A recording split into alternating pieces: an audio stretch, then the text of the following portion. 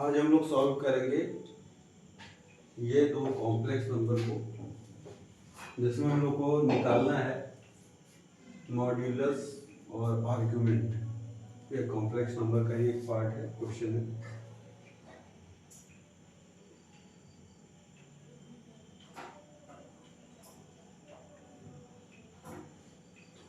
तो इसको सॉल्व कैसे करेंगे ये हम लोग देखते हैं।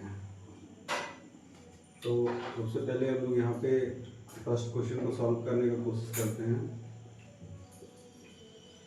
फर्स्ट क्वेश्चन को सॉल्व करने से पहले मैं ये बताना चाहता हूँ कि कॉम्प्लेक्स नंबर में आई को आयोटा के नाम से जानते हैं, और कोई भी complex number A plus I B के फॉर्म में लिखा जाता है, और इसे रिप्रेजेंट करते हैं जेड से। Z equal to A plus I B. अब हम लोग सॉल्व करते हैं कि ये इसका मॉड्यूलस निकालना है और आर्ग्यूमेंट निकालना है। तो सबसे पहले हम लोग इसको सिंपल फॉर्म में लिख लेते हैं, मतलब इसको हम लोग निकाल लेते हैं Z equal to A plus I B के फॉर्म में। तो ये हमारा इक्वेशन क्या हो जाएगा, 2 plus I divided by 3 minus I का होल स्क्वायर।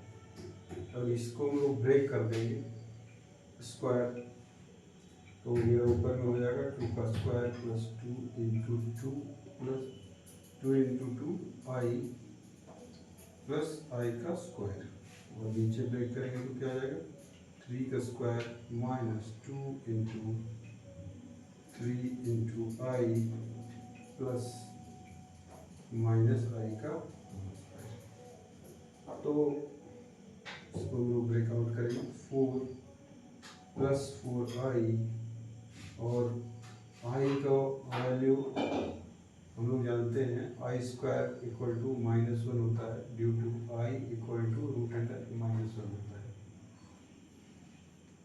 तो हम लोग यहाँ पे क्या लिखेंगे, -1 डिवाइडेड अपॉन 3 3 जा 9 माइनस 6 आई माइनस, ये प्लस हो जाएगा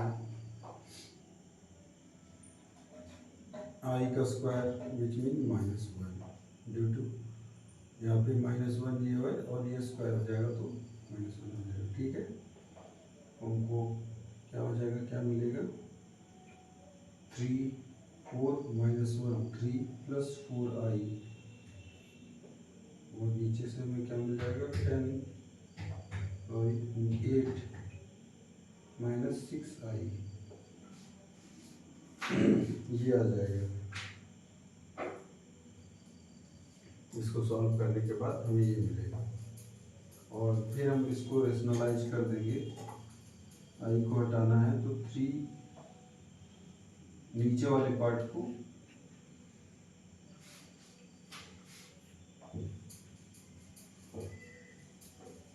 हम रेशनलाइज करेंगे, तो मल्टीप्लाई हो जाएगा 3 8 जा 24 प्लस 3 6 जा 18 आई प्लस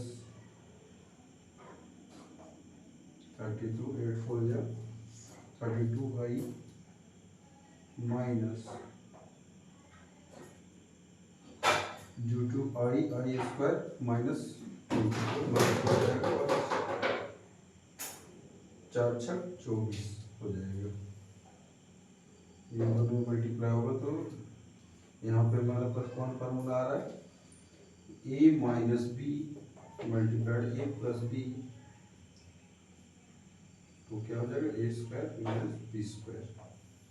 ये फार्मूला को यूज कर ले रहे, ए स्क्वायर माइनस 6 आई का होल स्क्वायर, क्या आ जाएगा 24 24 कैंसिल हो जाएगा इधर से, और 32 और 18 में ऐड हो जाएगा तो 40 50 मतलब 50 आई डिवाइडेड अपॉन 64 प्लस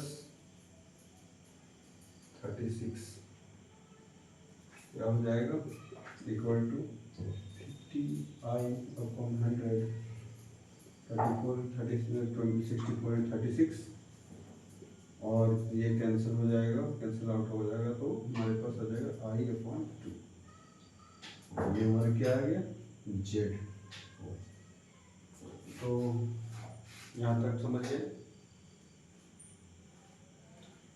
अब हम लोग यहाँ पे जो हमारा यहाँ रिजल्ट आया है I/2, इससे हम लोग मॉड्यूल आई निकालेंगे एंड आर्ग्यूमेंट फाइंड आउट करेंगे।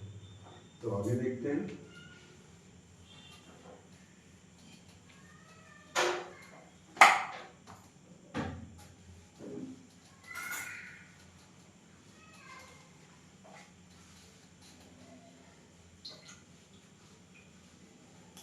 हमारे पास z मतलब इसी के इक्वल टू क्या आ गया, I/2। तो I/2 हर एक कॉम्प्लेक्स नंबर को हम लोग लिख सकते हैं r cos theta plus I sin theta.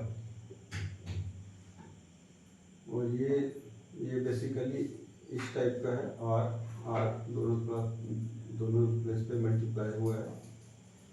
और हम लोग जानते हैं कि ये इस टाइप का है, ठीक है। ये हमारा रियल पार्ट हो गया।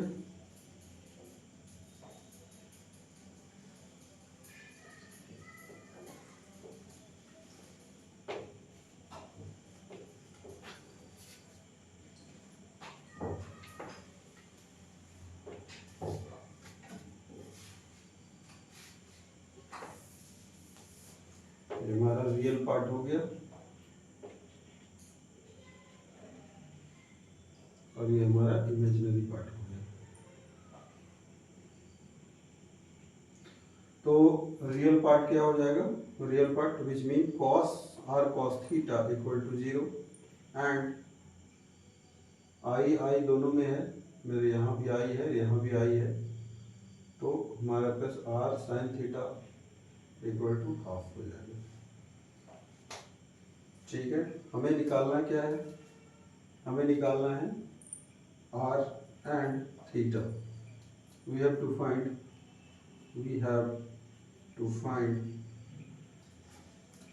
r and theta। तो फर्स्ट हम लोग r यहाँ से निकाल लेते हैं। r निकालने के लिए क्या करना है, ये दोनों इक्वेशन को स्क्वायर करके ऐड कर दीजिए। r cos थीटा का whole square plus r sin theta का whole square equal to LHS जोड़े तो RHS को भी सेम एज इट इज कर दीजिए।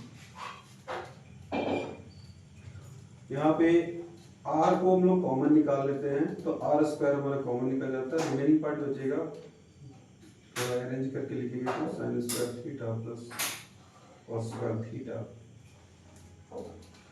इक्वल टू 0 का स्क्वायर 0 और ये हो जाएगा हमारा 1/4। We know that the value of sin square theta plus cos square theta equal to 1/4। तो हमें r क्या मिल जाएगा, r equal to half. y due to हमें r इक्वल टू +-2 मिलना चाहिए, लेकिन r इक्वल टू सिर्फ हम लोग 1/2 लेते हैं। इसका क्या कारण है, इसका कारण ये है कि r जो है वो भी मॉड्यूलाई है, ठीक है, वही मॉड्यूलस है। और मॉड्यूलस ऑलवेज भी पॉजिटिव, मॉड्यूलस हमेशा पॉजिटिव होता है। ड्यू टू मॉड्यूलस को हम लोग ऐसे लिखते हैं और यही r है और ये इसका वैल्यू ये हो गया। तो फर्स्ट हम लोग ये फाइंड आउट कर लिए। सेकेंड फाइंड करना है हमें थीटा। तो थीटा में फाइंड करने के लिए सिंपल यहाँ पे r का वैल्यू पुट कर देते हैं। तो half cos theta equal to 0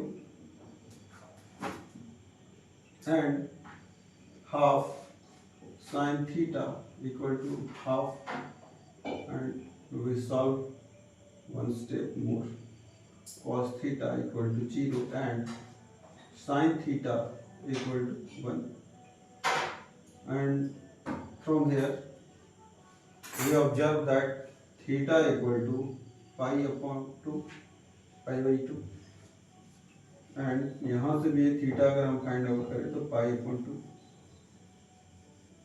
और थीटा -π से पाई के बीच है।